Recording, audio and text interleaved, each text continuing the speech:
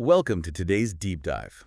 I am so excited for this one because we are looking at a really gripping real-life survival story. Oh, yeah. This one is intense. It really is.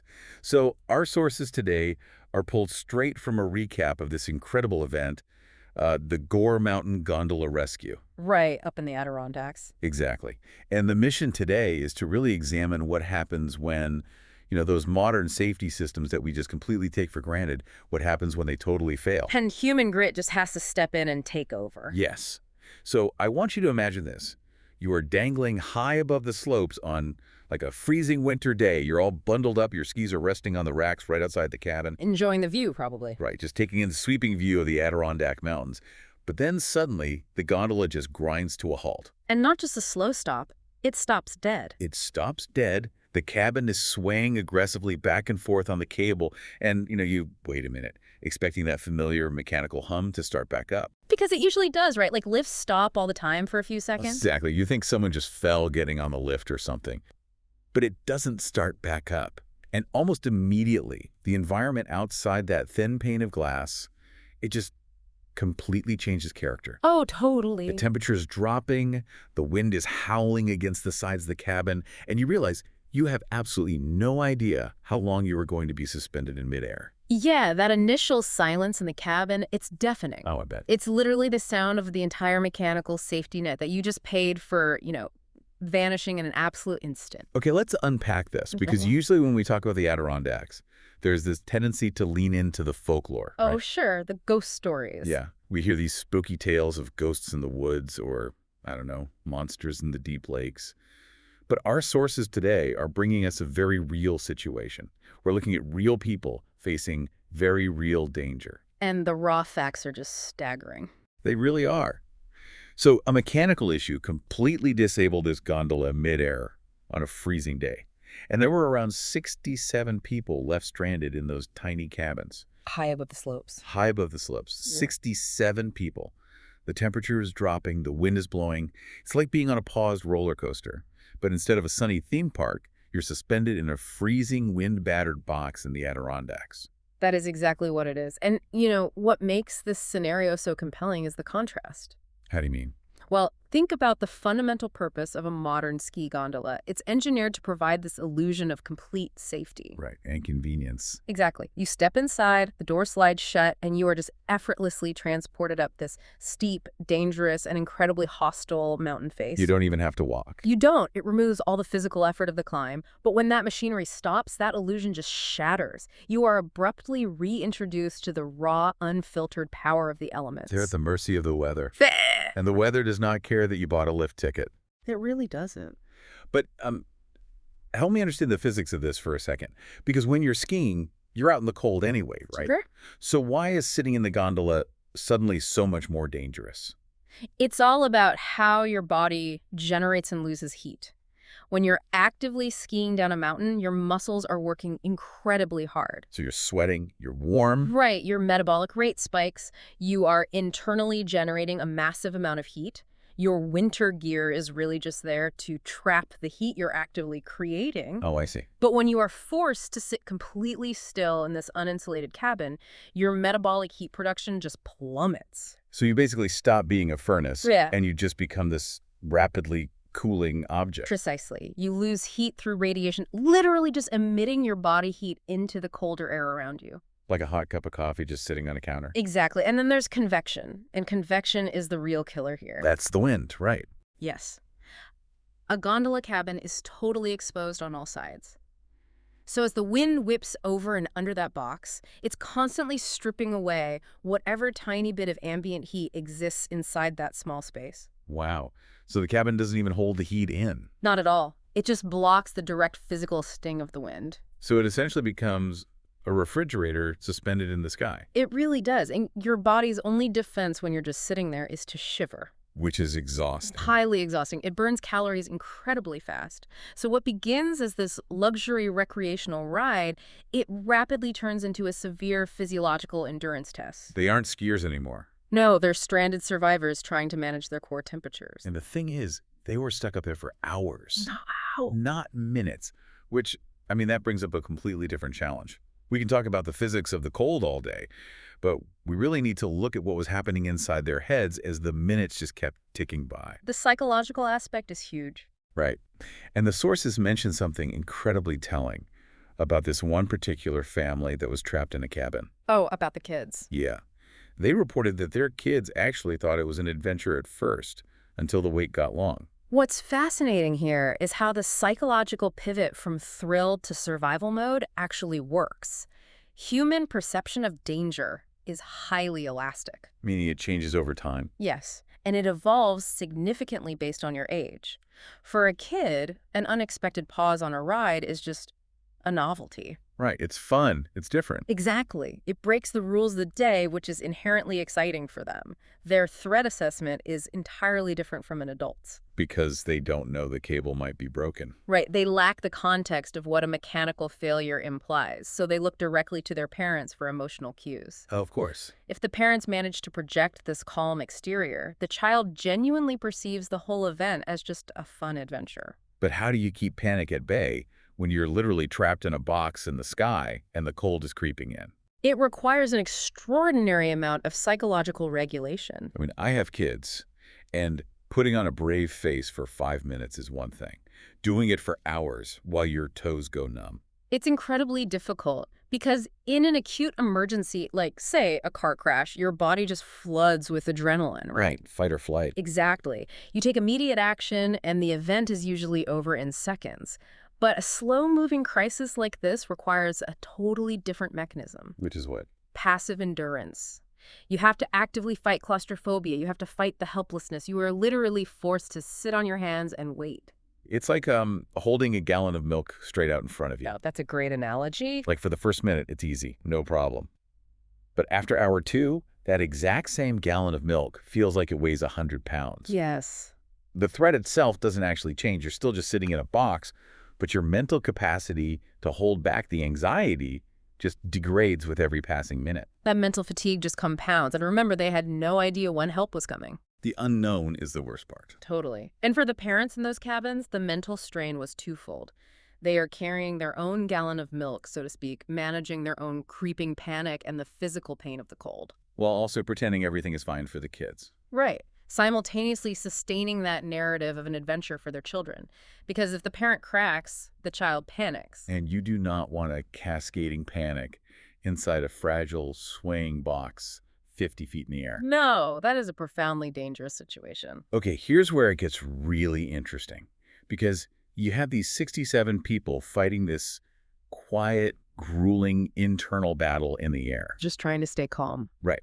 But while that passive endurance is happening up there, absolute chaos is erupting on the ground. Oh, a massive mobilization. Because the mechanical systems have completely failed, the computers can't fix it, the backup motors apparently couldn't resolve it either, so the narrative completely shifts to this massive external response. The breakdown of the machinery forces an immediate, overwhelming human intervention. And the sources point out that emergency teams moved incredibly fast. They didn't waste any time. State police, ski patrol, local fire crews, they all work together. But I found myself trying to picture the logistics of this while reading the sources. It's hard to visualize, right? Yeah, because when I think of a rescue or an evacuation, I picture like a fire truck pulling up, extending a giant ladder, and people just climbing down. Right, a standard city rescue. But we're on a ski slope. You can't exactly drive a massive hook and ladder truck up a 30-degree incline covered in 3 feet of snow. No, the terrain makes standard rescue equipment entirely useless. You are dealing with steep, uneven, snow-covered ground. Surrounded by woods, usually. Often dense woods. A manual evacuation of a gondola system is widely considered one of the most demanding, high-risk technical rescue operations there is. So how do they actually get 67 people out of the sky? The sources explicitly state they manually evacuated every single person. Yeah. And there were no serious injuries, which, honestly, the physics of that sound impossible. It's a process of extreme precision and immense physical exertion. First, the rescuers have to physically climb the lift towers. The metal poles holding the whole thing up. Yes. These sheer metal structures, freezing cold, often coated in rime ice. Oh my gosh. And once they reach the top of the tower, they have to transition onto the main suspension cable itself.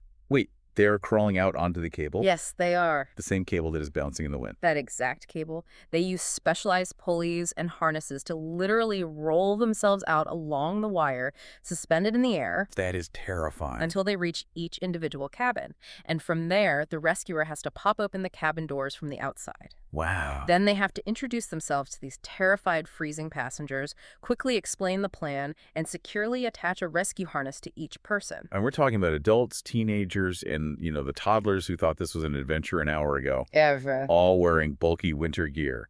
And the rescuer is doing all of this while dangling from a rope. Exactly. Think about the manual dexterity required for that. The rescuers are operating in the same dropping temperatures and blipping wind as the passengers. But they have to actually use their hands. Right. They have to manipulate metal carabiners, tie complex friction knots, manage heavy belay ropes. Without dropping anything. Exactly, while their own hands are freezing. And once a passenger is harnessed, the rescuer coordinates with the team on the ground to slowly lower that person. Like rappelling them down. Yes, often 40 to 60 feet, straight down to the snow. It's just heroic. Yeah. It is the absolute definition of human grit. But what blows my mind is the repetition of it. They had to do it over and over. Roughly 67 people. They didn't just do this once. Which is where the endurance of the rescuers becomes the critical factor here. Totally. You have to repeat this incredibly high-stakes, physically exhausting process dozens of times without a single critical error. Because one dropped rope. One incorrectly fastened harness, and you have a fatality. The fact that the sources report no serious injuries isn't just a happy accident. It is a testament to the supreme competence and relentless training of those crews. They just systematically dismantled a mass casualty threat through sheer physical labor. If we connect this to the bigger picture, it really exposes a fascinating paradox about our modern world. What do you mean? Well, we spend millions and millions of dollars engineering these massive mechanical systems, specifically to bypass the ruggedness of the mountain. Right, so we don't have to walk up. We build them so we don't have to exert effort. But the second a single mechanical issue stops the whole thing, the ultimate backup system isn't a better computer. It's not a stronger motor. No. The ultimate backup system is 67 freezing neighbors with ropes, physically pulling you down to safety. That is wild. It strips away the illusion of our dominance over nature. We tend to think of infrastructure as just the steel and the cables. And the algorithms. Right. But this event proves that the true infrastructure, the actual safety net that catches us when the machines inevitably fail, is the community response. The people. Exactly. The fact that state police, ski patrol, and fire crews could seamlessly integrate their operations under extreme duress, that speaks to a massive, invisible network of preparation. Okay, so the last person is finally lowered. Their ski boots hit the snow. The manual evacuation is officially complete. Everyone is down. But, you're still miles from your car. Your core temperature has been dropping for hours. Your nerves are completely shot. Right. The crisis doesn't magically end the second you touch the ground, does it? Not at all. Mm. The transition from extreme exposure back to safety is a delicate process. And it's beautifully captured in the source material. Yeah, how they handle the aftermath. Right. After the sheer terror and the freezing wind, the passengers were brought down and warmed up by wood stoves and hot chocolate. It's almost jarring. How so? Well, you have the total catastrophic failure of high technology, this multi-million-dollar lift system, resulting in this life-threatening ordeal. Right. And how is the trauma resolved? With the most primal, ancient comforts human beings have ever known. A fire and a warm drink. Yes. A wood stove and hot chocolate. It is deeply pragmatic. When technology fails you, you return to the fundamentals. You just need heat. Exactly.